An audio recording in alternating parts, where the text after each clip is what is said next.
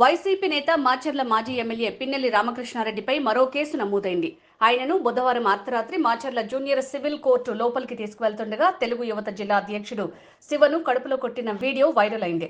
ఈ క్రమంలో తనపై పిన్నెల్లి దాడికి పాల్పడ్డారని శివ పోలీసులకు ఫిర్యాదు చేశారు. దీంతో ఆయనపై 303 సెక్షన్ కింద కేసు నమోదు చేశారు.